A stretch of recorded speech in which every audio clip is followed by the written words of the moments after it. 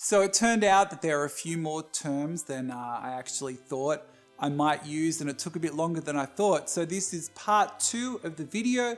You can click here and go back to part 1 to see some of those words. All of the words that are covered in each individual video are listed down there in the show notes. Okay, so let's start with part 2. Okay, we've got here this term crowding out. Crowding out. Okay, this is very specific as an economic term. Crowding out talks about the fact that there is a limited pool of funds to borrow in an economy, right? That it's fixed, that there's sort of, if someone takes a bunch of it, there's less for someone else.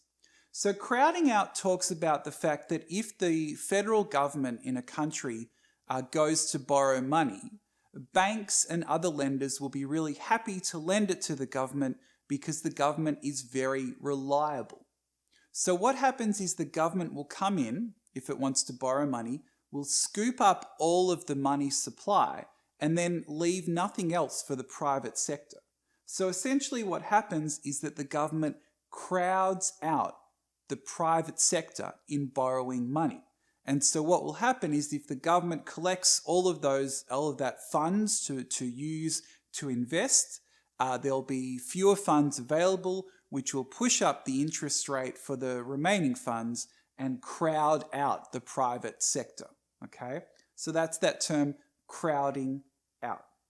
Okay, I cheated. I just saw this one. Strengthen or weaken. So if we strengthen growth, it means that growth is getting larger.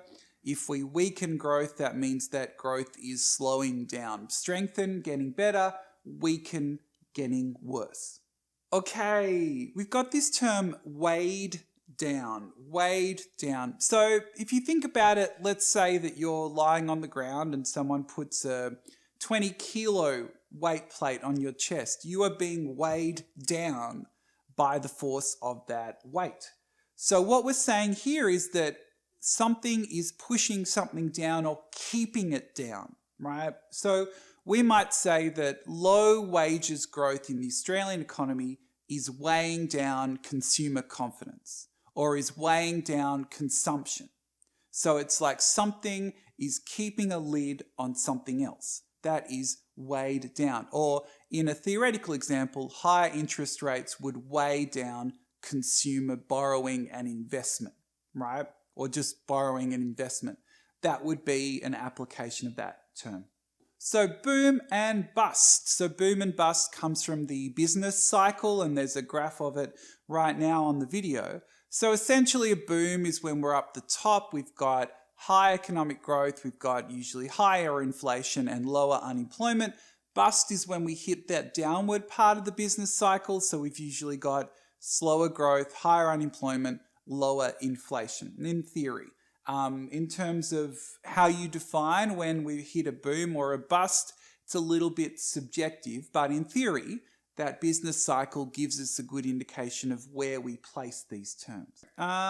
Inflation targeting regime. Inflation targeting regime. Okay, so this is about monetary policy, inflation targeting. So what we're saying here is that a central bank, such as the Reserve Bank of Australia, has a regime or a program or a policy where it targets a certain level of inflation.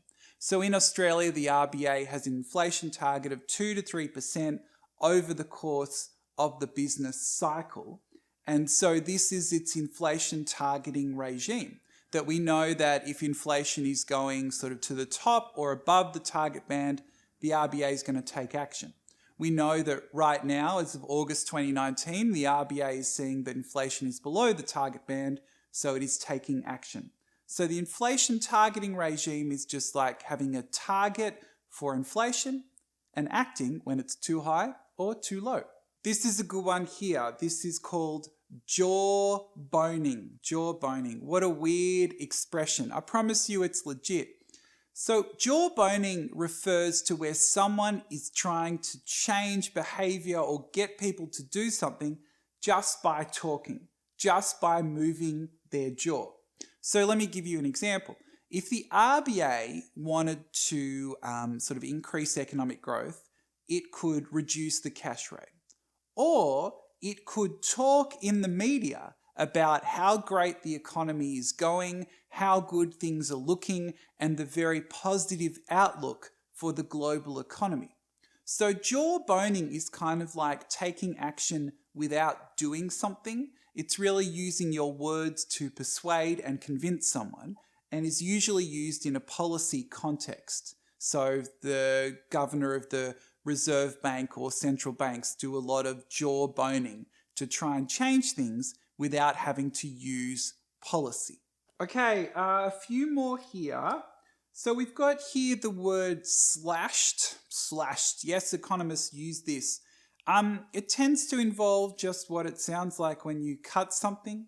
So during the financial crisis, the Reserve Bank of Australia slashed the official cash rate to get the economy going. It's really not more complicated than that. You might say the International Monetary Fund has slashed its forecast for global growth because of the trade war between America and China in 2019. Okay, that's slashed. Monetary easing. Monetary sounds like monetary policy. Easing, sort of loosening, expansionary.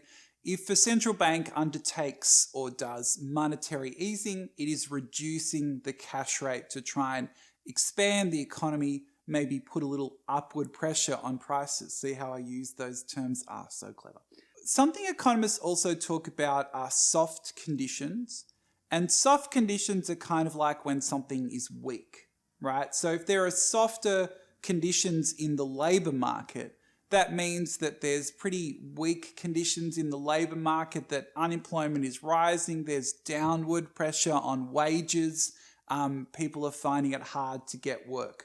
So softer conditions mean there are weaker conditions. So you might say that, in the world economy, the outlook is for softer economic growth into 2020, 2021, whatever you're talking about. It's just another word for weaker.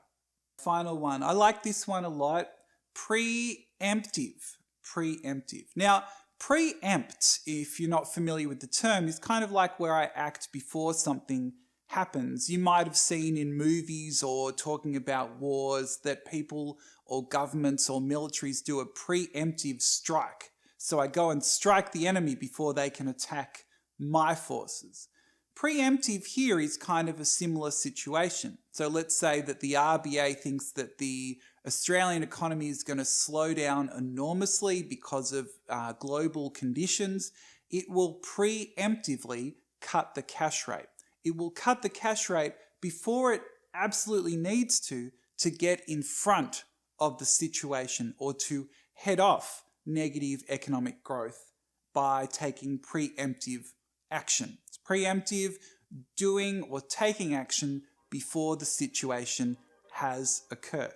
All right, so that is the story. Those are some of the key terms that I think is very useful to know how to use and what they mean, and that can be particularly confusing. So go ahead, put some of the comments, your comments in the comments. And as always, thank you very much for watching.